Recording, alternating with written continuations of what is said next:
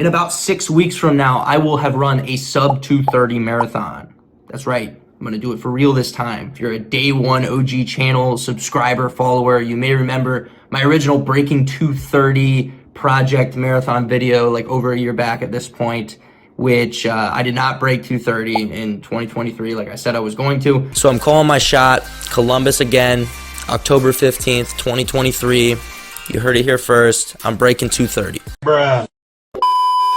This time I'm not joking around. I'm actually going to do it. My training's a lot better. Everything's a lot more refined out. I've cut out all the BS. I'm going to break down my full marathon training plan. I got it all mapped out in Excel week by week from now up until February 2nd, which is my race. Today is December 21st. So we're going to go through all of that. I'm going to give you some more info on the race, talk a little bit more about my race strategy, sort of break down how I'm going to continue to improve these next 6 weeks and taper and all that. But before I do that, I actually have to go do an 18-mile long run.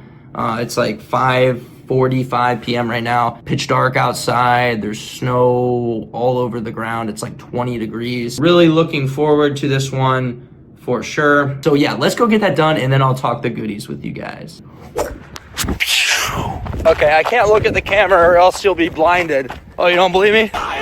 Woo-hoo. It is so slippery out. If I get through this whole run without eating the dirt, I'll be impressed. Ah! I just almost ended my career back on a bridge over there.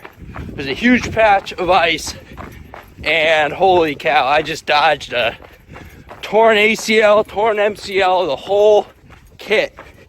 I'm good though. Let's keep chugging here. All right, we're like 5 miles in. So obviously it's pitch dark outside. You know, it's that time of year where it gets dark at like 5 p.m. I've been wearing this headlamp here, which this is the UT27 Nitecore headlamp. And Nitecore, they sent me this pro bono for free. This looks like a horror movie right now. I apologize, but I've been using this a ton recently. It's been a huge game changer. It's got up to 800 lumens of brightness. There's a few settings you can tweak on it. So this is currently the towpath with no headlamp. This is when I put it on setting 1 here, the lowest brightness. Go up to setting 2, setting 3. If I double tap like that, this is the brightest it gets, the 800 lumens. It's pretty incredible. Lights up the whole forest. Again, Nitecore UT27. I'll have some info in the description below. If you want to check them out, that'd be awesome. All right, enough of that. Let's finish up this run. Still got plenty of ways to go.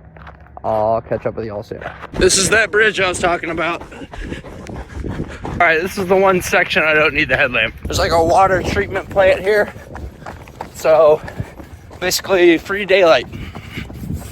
All right. Ow. Oh my God.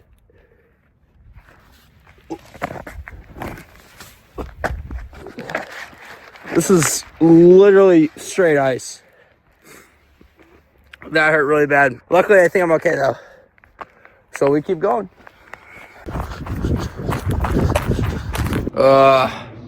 I'm back. That was rough. All right, I'm back in the office. So finish up an 18-mile run. That's 76 miles on the week.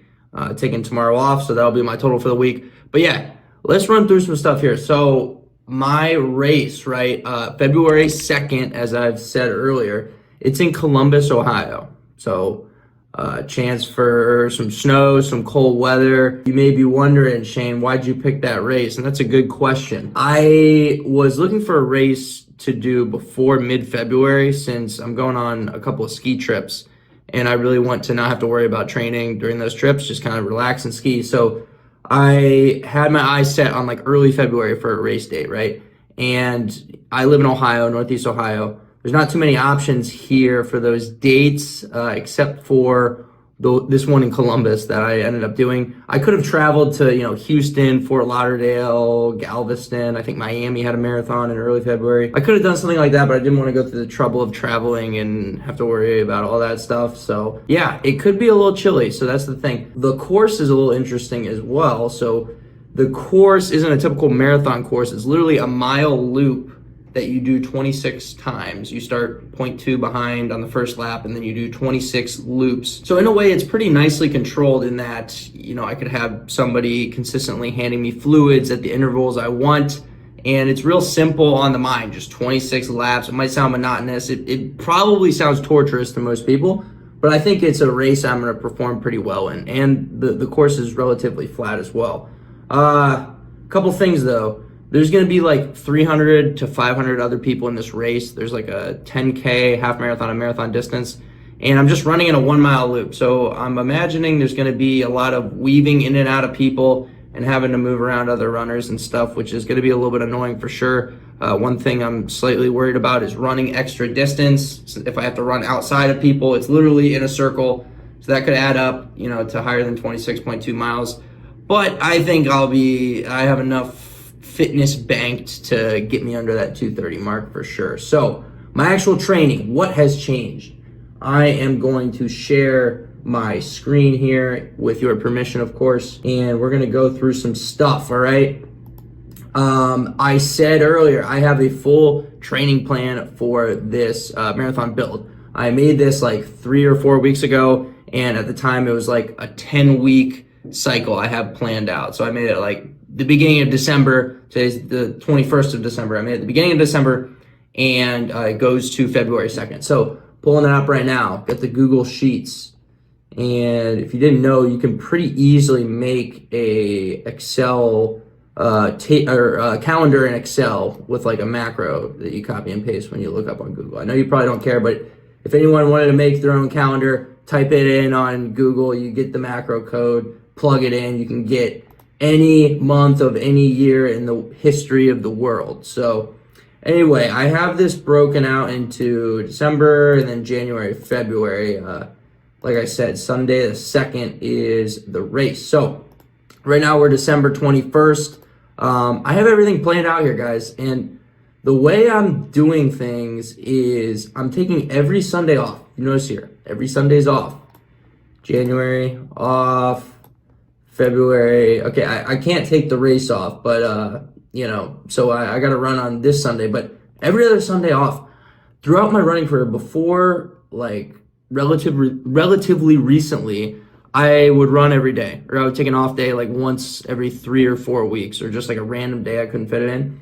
And that's all I did as far as off days. And recently I came up with this idea. It actually hit my mind back in September. I ran a relay race with some of my pals for the Akron Marathon. We did the Akron Marathon relay, and I did not perform well there. It was a hot day, but I ran like above 5:30 pace for 7 miles. And so I was disappointed after that race. I was like, okay, shoot, what do I do? How can I fix training? Something is clearly going wrong. I'm not in the kind of shape I thought I was. And I have this half marathon at the time. I was training for the half marathon where I ran 1:10. I had that on the calendar as well. So immediately I took the next day off. This race was on a Saturday, this relay I'm saying. I took the next day off, and I said, I'm going to come at it Monday through Saturday and just have a crazy week and then take Sunday off. That was my new approach. Sundays off. Kill it 6 days out of the week, but that last day of the week, Sunday, you're chilling, you're taking off. You're putting your feet up. You are not running at all, not even walking if you don't have to. You gotta walk up to church on a Sunday to receive communion. You can't just tell the priest like, hey, bring it back here, dog. Like, no, it doesn't work like that. You got to get some steps. But the point was some nice, relaxing Sundays, not worrying about running, getting it all in those 6 days. So that's what I started doing, like really at the end of, I guess the beginning of October. Before that period of time, kind of hitting like 50, 60 mile weeks, like 60. I hit 70 a couple times. Of course, I have my 70 mile per week video on YouTube that you all love. Before then, I wasn't really super high mileage, and I kind of came back after having that disappointing relay race with a new training structure. But not only that, but I wanted to add more miles. I wanted to stack more miles, no more 8 mile easy runs. Typically, like we're jacking that up to 11, 12 miles, which I don't think a whole lot of people are doing that, but for some reason it's been working for me recently. So anyways, I have been doing that ever since, pretty much like 12 mile easy runs, 2 workouts a week, one on Tuesday, and then one on Friday, and then also a long run. So things get a little complicated. If I want to work out into my long run, I have to either only have one harder day in the middle of the week, or do 3 workouts in a week, which I'll get into because that's what I have done once, and I have it a couple more times before my race, February 2nd. So right now, this plan, boom. I guess it started on, or I'm on January, whoops.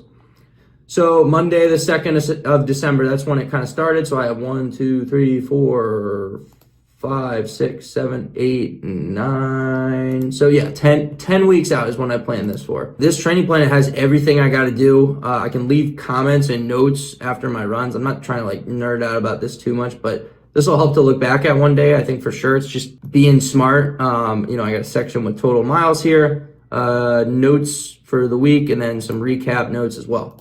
So what it's looked like in general in my plan here going forward, if we look at maybe the second week and in the third week here, how things have changed. I'm starting the week off on some fresh legs, right? I took off Sunday and I'm trying to get some miles for the week at an easier pace, right? So 12 miles. I mean, yeah, you get a little tired after like 10, but keeping the stress on the body to some extent, like making myself do 12. I mean, that a lot of times that's the shortest run I'll have during the week. It's kind of crazy to say, but 12 miles has become a cakewalk. Well, not a complete cakewalk. I've found that there's a big difference between like 10 and 12 miles, but there's not as much of a difference between like 12 and 14 or 14 and 50.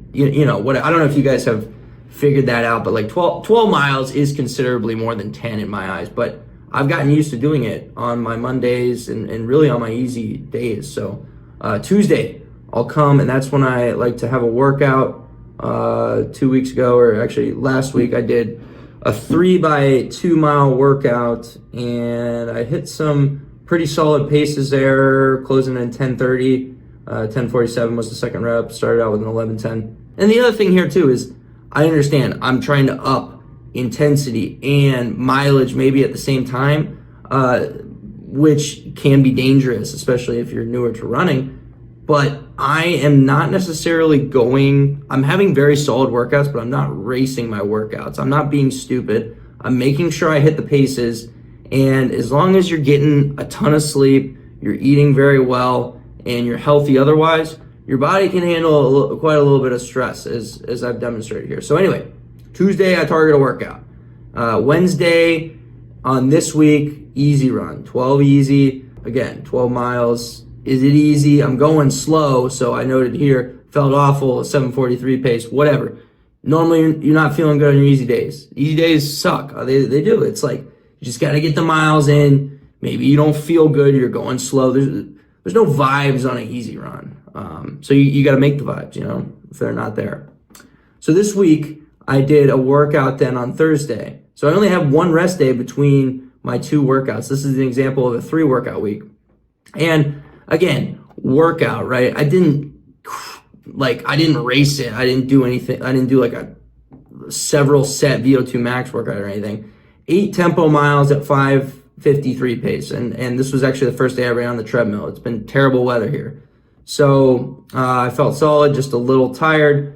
Yeah, pretty standard workout there. I've gotten that pace to feel pretty darn good at this point. So nothing too crazy. Definitely more of a comfortably uncomfortable kind of effort for this second workout of the week. Friday. So I ended up, I think in the plan I originally had like 11 or 12 here. I had to do 10 because this day I felt like absolute garbage. I even averaged above 8-minute pace, which is kind of rare, but hey, I needed to. I felt terrible. But this next day, obviously after a workout, take an easy day, 10 to 12 for me. And then especially before this Saturday long run, which I do all my long runs on Saturday, but looking at this specific week, I had 16 and middle 12 Prague. So felt pretty solid on this. I was able to get down to under 6 minutes in the 5:40s for the last 3. Was definitely tired by the end of that and started a little bit slower. But hey, 2 solid workouts during the week. That was week 2, just looking at it for example. So we're on week 3 now. Today's the 21st. I did this 18-mile long run, so I'll have to comment on that after this. But how does this week look a little different from the week before? Well, it starts off the same, 12 easy. New pair of shoes this day. Got the Asics Nova Blast 4s. Those puppies are solid. I love them so far. But Monday starts the same. Still workout, or still easy day, not workout yet. Tuesday is workout day, right? So another workout. I'm kind of swapping on and off a few key ones here. If you look through, this was kind of my first week. I was getting back into shape. I got a 3x2 mile. That's a staple. 3 or 4x2 mile. 5x2K is what I did on the 17th here. And if we look forward, then we do 2x3 mile, 8x K. I'm giving away all my trade secrets. I don't care. If you have the balls to do these workouts, go for it. 4x2 mile, 6x mile, 2x3 mile, and then 1 mile. And then I think that's like my last big workout. And yeah, so back to the 17th here, 5x2K. Went on the track for this. It was another crappy weather day, but worked myself down to pretty much 5 flat pace by the end. So good to rip a little bit, faster than marathon pace for sure. And I'm already doing that in a lot of these other workouts, but those 2Ks, man, 5 laps on a track, like it's not that bad. It's good work because you're getting more work in than a mile, but you're allowed to go, you can sustain faster paces because it's on the track and it's only 5 laps. So I really like that workout. Next 2 days this week, 11 miles and 10 miles. You notice I have 2 easy days between the workout this week and the next workout, which we'll see. The week before, I only have 1 easy day in between the 2 workouts. So that's kind of how I'm structuring it. I'm doing 3 workouts 1 week, 2 workouts the next, 3 workouts, 2. And it might be the case that those 3 workouts, and the 1 week that I have 3, I'm working the workout into my long run, right? The other long runs, I'm just getting in the mileage at a moderate pace. But the difference between how the weeks look is maybe those 2 key workouts that I'm just hitting in 1 week, I'm going harder in those. But those 3 workouts that I'm hitting in the next week or the week before, I'm like keeping the reins back a little bit on those and making sure I don't go too hard because I need to recover to get through the full week. So this week of the 15th, 16th here, we're on the 8th and the 9th. Again, 2 recovery days, nice and easy. Friday, I like to hit this like just 8 miles. I think I have this like every late week workout in the cycle, just 8 miles at tempo. I've always liked that. I used to do like 4 or 6 mile tempos. Now I can do 8, like no problem, like under 6 minute pace, no problemo. So yesterday, 5:45 per mile for the middle 8, and this was in absolutely terrible weather, like wind to the face, couldn't see 5 feet in front of me with the snow. I noted super snowy and windy, but that felt really good though. 5:45 pace is like, it's feeling really good at this point, which is like right around that 2:30 mark, which is encouraging at this point. Again, long run on every Saturday. So that's how it's built out. I'll hit up to like 20 miles on Saturday the 11th. That I think is 4 weeks out from marathon, but a few more 18 milers I'll do, 16. This next week I got 18 half marathon at sub 6 is on the docket for that.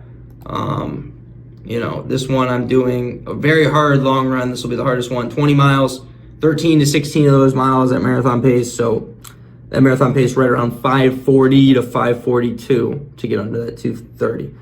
So the taper then, if you notice these weeks sort of taking off Sunday and then doing everything else I'm doing, averaging like 12 to 13 a day, you get up to like 75, 76 mile weeks. So last week I only did 74 only.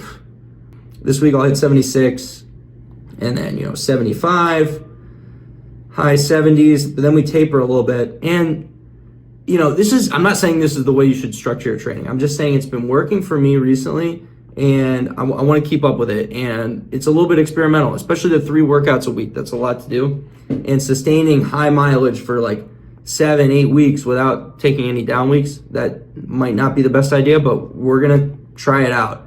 Mistakes are sometimes made to be made. You know what I mean. So 67 on the taper week. Crush Tuesday, get through Saturday. So 1 key workout I'll have, and then just kind of bringing down the mileage from there. Everything down a little bit each day, and just a shorter long run. So the week after, the actual week of the race, I'm only hitting 44 miles. So I am really tapering back, which is what you kind of want to do. Again, Sunday the 2nd is the race, but that week of the marathon, there's some 6-mile runs, there's some 8-mile runs, and then I believe I have an off day buffered in here. No, I do not, but if I want to take an off day, I can. I don't have to, of course, but this Saturday, 3 miles easy, little shakeout, and then we rip it on Sunday. So I just think with the way I've been feeling and the way this is sort of set up, if things keep going smoothly, there's no shot I don't break 2:30, because I feel as if in a week, if you called me up and I needed to do it, I already probably could. So maybe I'll go faster. My Coros race predictor says I'm gonna run 2:25. So I don't buy the metrics there, but I don't want to think I'm gonna run that fast. If I had to guess, like 2:27, 2:28, I think could be possible. Anyways, at this point, just getting under 2:30, I realize this isn't the most ideal race. I do plan to do more racing in the spring, after my ski trips and whatnot, but this is just something I wanted to fit in there. I'm in good shape now. I want to take advantage of it, and I want to even get better and faster. So I don't think I'm going to miss it this time, guys. I know what kind of shape I'm in. I'm ripping these tempos like they're cake, and I'm going to break 2:30 here. So that's the plan going forward. I'm going to make some more videos here in the upcoming weeks. Things have been ridiculously busy and crazy for the past 2 months.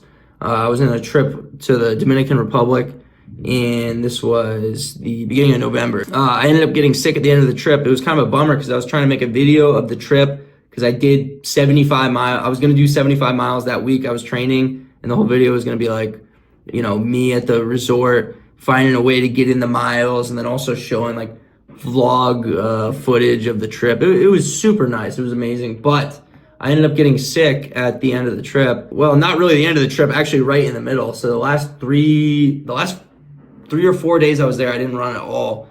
And I was still able to kind of enjoy myself, but I couldn't run. It wasn't terrible, but I was low-key feverish. And at that point, it was dude, I just got to take a break. And plus, there was nowhere to run there besides a treadmill and a gym that was not temperature regulated well, or the beach, or a 200-meter stretch at the edge of the resort. That was all I was working with. So it would have been tough. The first day I got there, I did run a 15-mile long run in the 87-degree heat coming from 30-degree Cleveland. So that was interesting. I wouldn't recommend that, and maybe that led to me getting sick, but anyway, I digress there. I ended up not really doing a turkey trot. I've just been kind of trying to work my way back into shape. Also been extremely busy at work and just all other life nonsense things. The holiday times are really crazy. So I'm glad to be back on YouTube, baby.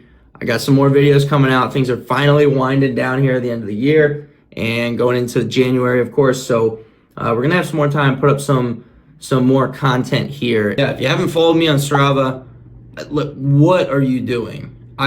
Somebody needs to tell me what you people are doing if you haven't already followed me on Strava. I mean, all the cool people are doing it these days. We're starting a trend, a movement. My followers have blown up. I'm at 427. So let's rack that up to 1,000. I need my Strava clout. Yeah, check me out on there. You can see all my training on Strava for sure. Feel free to comment, kudos, all that stuff. I'll talk to whoever. I really don't care. I'm an open book, man. No one comments on my Strava. Literally no one. Except for my girlfriend. Shout out to her. Again, if you wanted to check out the Nitecore UT27 headlamp, information's down in the description. I think their website link and their social media and whatnot. So again, great headlamp. I've really liked it. It's been a lifesaver these past couple months for me, and it will continue to be so through the winter months. So thanks for watching, guys. I'll talk to y'all soon. Have a great Christmas and Happy New Year. Peace out.